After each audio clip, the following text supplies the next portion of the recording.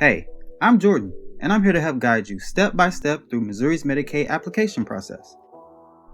Missouri's Medicaid program provides quality health insurance for children and parents, seniors, pregnant women, and people with disabilities. In August 2020, Missourians voted to expand eligibility for Medicaid. Now, adults ages 19 through 64 are eligible if you are single and make up to $18,756 a year, or a working family of 4 making up to $38,304 a year. If you are eligible and don't have health insurance, you should apply for Medicaid. It covers primary and preventative care, outpatient care, emergency room services, medication, and allows you to get your eyes and teeth checked. Before starting the application, we recommend having the following documents or information on hand: Social Security number, or documents showing your immigration status, like a green card, income information like pay stubs or last year's tax information if you're self-employed, and any medical insurance information. You will need this information for anyone you file taxes with or claim on your household taxes. If you have applied for Medicaid before, but never heard back, we suggest checking your application status before applying again.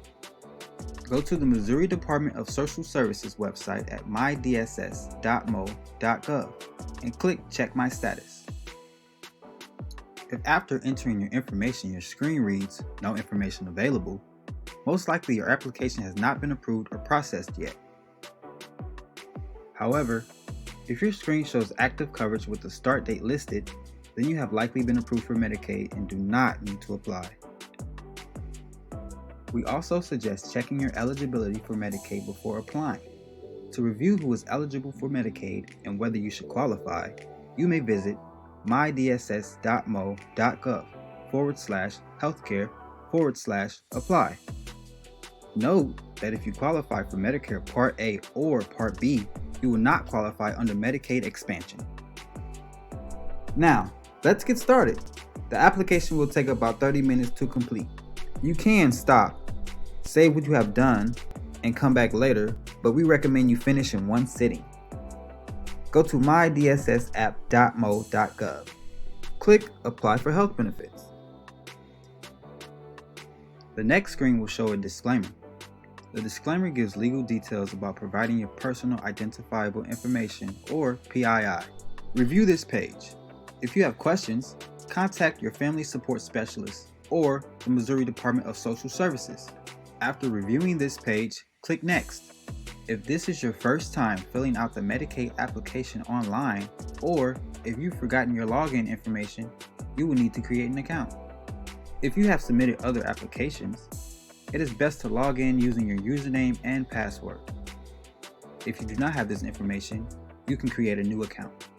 Since this is my first time applying, I'm going to create an account and take you step by step through the application process. To create an account, enter your first and last name. Email is optional. Then create a username and password you will remember. For the username, I'll use Jodo123. Now, your password must be 8 characters long with at least one number or special character. Be sure to also set up your password hint. Write down your username and password somewhere safe so you can log into your account again when needed. Once that's complete, check the box to indicate you've read and agreed to the terms and conditions. To learn more about the terms and conditions, you can click the hyperlink below the checkbox. Then hit Next. The next screen is optional. You are not required to verify your identity. We suggest bypassing this screen as not to delay or lengthen your application process. To bypass this screen, click on the house at the top of the page, toward the right, next to Welcome and your name. Skipping the verification page by clicking the house at the top of the page will take you to the home screen. Once here, look at the menu bar on the left side of the page. Click Applications. You'll be taken to the My Application screen. Next, click Apply for Health Benefits.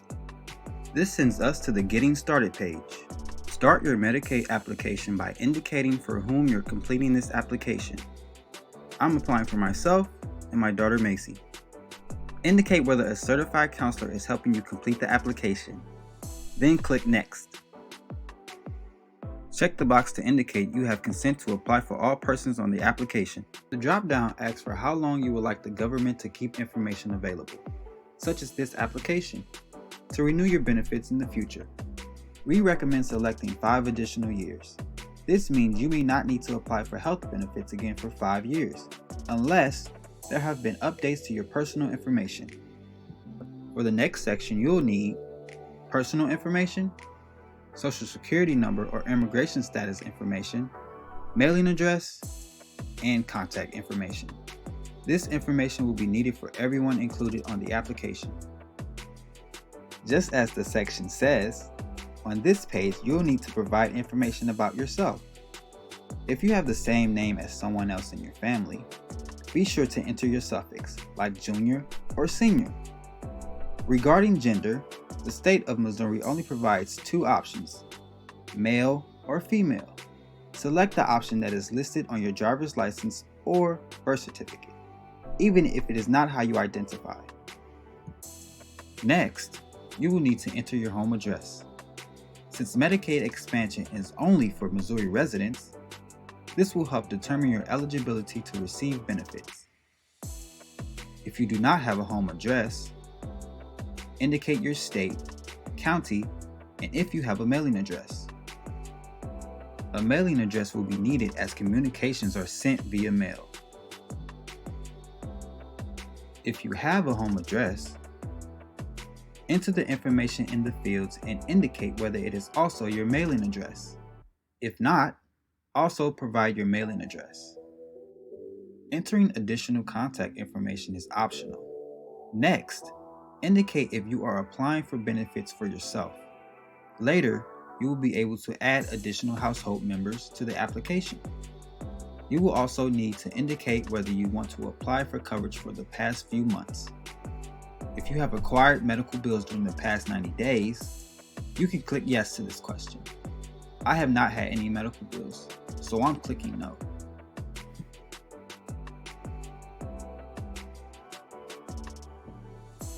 An address validation page will appear to confirm your address.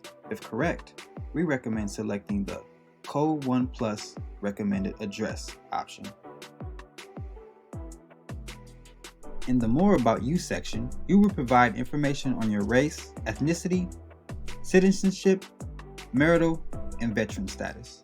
If you are a certified American Indian or Alaskan Native, click yes. Keep in mind you must be a card-carrying member of a tribe to select yes. Next, select the options that best describe your ethnicity and race. Aside from the first question regarding being a certified American Indian or Alaskan Native, you may choose not to answer if you don't feel comfortable doing so, by selecting I prefer not to answer at this time. The questions about marital and veteran status are also optional. Next, you will need to indicate whether you have a social security number. If you do not, or don't know your social security number, select no. Then, indicate if you have applied for a social security number and answer the follow-up questions. I have noticed that using a green card and entering your alien number can freeze the system. If you have a green card, we suggest submitting a paper application to make sure your application is properly processed. If you have a social security number and know the number, enter it. Then indicate whether you are a citizen by birth. If you are not, an additional question will follow. Next, indicate whether you are or will be eligible for Medicare Part A or Part B. Remember, if you are eligible for either one, you will not qualify for Medicaid expansion. Select your marital and veteran status, if you'd like to fill these out, then go to the next page. In the next section, you will provide information about the people in your household. If you are in the household or file taxes by yourself, then this section may be short. This section begins by asking if there is anyone else in your household. This means anyone who lives in the same house as you, anyone you expect to include on your next tax return. If there is a tax dependent over 18 years old being claimed by their parent, the parent must be included in the household. I live and care for my daughter, Macy. so I will select yes. Next, you will need to provide information for the people living in your household. Depending on your responses, there may be follow-up questions. If people in your household are also applying for coverage, select yes. For the question, do you want to apply for health benefits for this person? Since I am also applying for Medicaid for my daughter Macy, I will select yes. I also want coverage for Macy for the past month. So for the highlighted question about retroactive coverage, I will select yes. Then, select the person's preferred language and go to the next page. Like you did for yourself, you will need to provide the information on your household member's race, ethnicity, citizenship, marital, and veteran status. If you are a female, regardless of age, the system will ask if you are or were recently pregnant. Once you have provided the information for each of your household members, go to the next page. On the More People page, you will be able to see everyone you have added to your household, their date of birth, if they're applying for benefits, and if they would like retroactive coverage. If you have additional people to add, select yes from the drop-down. Otherwise, select no and go to the next page. On the Relationships page, you will need to indicate your relationship to your household members. Since I am Macy's dad, I'll select is the parent of. To read, Jordan is the parent of Macy. If you're not the parent and are the primary caretaker for the person, indicate so in the drop-down. Then, click Next. On the Tax Filer Information page, indicate who in the household will file taxes in the next year. This is important because it affects your eligibility for health benefits. If you have potential tax dependents, you will see the Tax Dependent Information page. Here, indicate who will file the dependent on their taxes. Depending on your response, more information may be needed. Since I plan to file Macy as a dependent on my taxes, I will select yes and indicate I will be the one to claim her. Next, you will see Household Summary. Use this page to ensure you have entered the correct information for each individual listed. If anything needs to be updated, click Change to make edits. After you have double-checked the information, go to the next page. Earlier in the application, I indicated that I also wanted to apply for health coverage for last month for Macy. I will provide more information about this on the prior quarter medical bill information page. If you do not want retroactive coverage, you can skip this screen. If you do, first, confirm the individual is applying for retroactive benefits.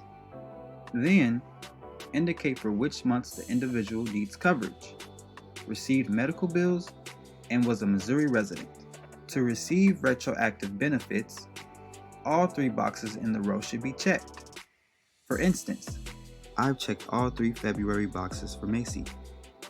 If Macy hadn't lived in Missouri in February, then she would not qualify for benefits during that time. However, she did, so I will keep that box checked. If you're seeking health benefits to cover prior months, you will also need to indicate if you received income and for which months.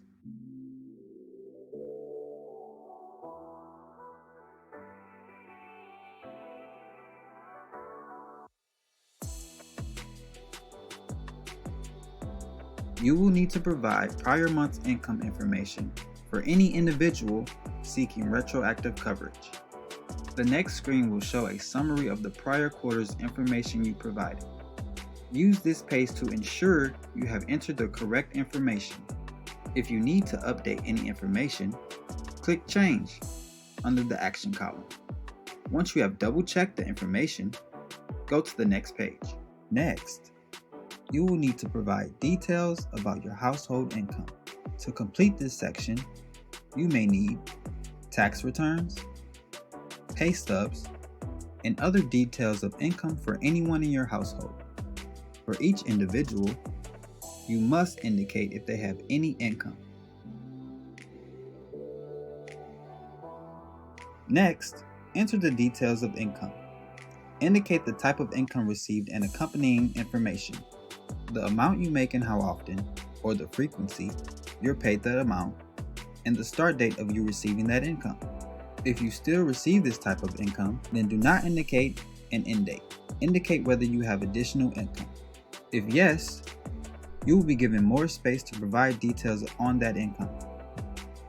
On the Income Deductions and Expenses page, indicate whether the individuals pay for items that can be deducted from their taxes. These could be things like student loan interest paid or contributions to a retirement account, such as an IRA or 401k. Since I have no tax deductions, I'll select No. The next page will ask you to confirm your annual income. Your annual income will be the sum of all the income you provided in the previous section. If it looks correct, move on to the next page. If not, go back and check your income information and frequency of pay. The application will ask for income for everyone in the household.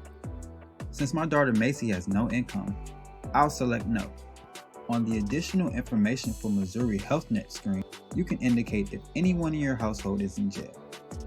If no one is in jail, click Next. The next screen will ask about other insurance coverage household members may have.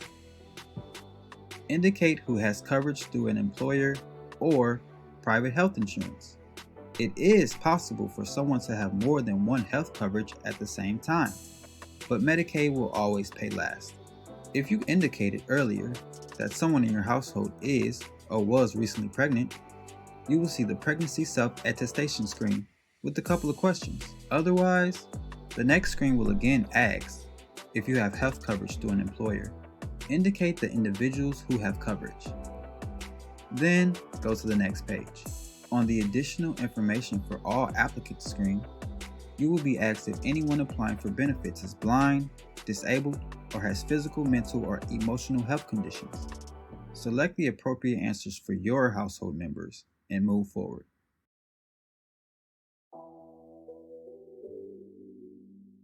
Next, you will need to confirm the head of household. If you are in the household alone, select yourself. Otherwise, choose the primary contact for the household. On the summary page, you can review all the information you provided in the application. This is your last opportunity to make changes. Once you go past this page, you cannot go back. Take your time to double check the information. Once you are sure all your information is correct, go to the next page. You have made it to the end of the application. You are now ready to sign and submit.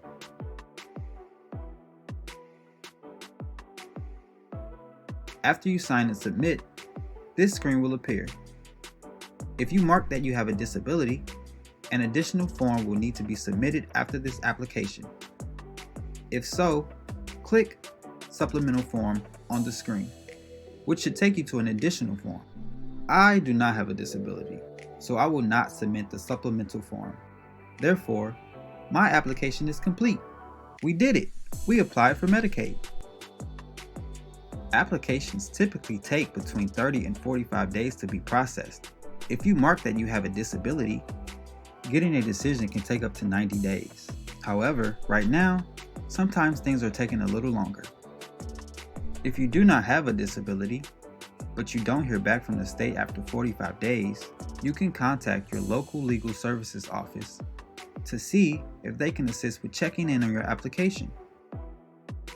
Check your mail in the next few weeks for a letter. You can also check your status online at apps.dss.mo.gov/benefit review/benefit summary.aspx. You have taken a powerful step forward in taking care of your health. Congratulations!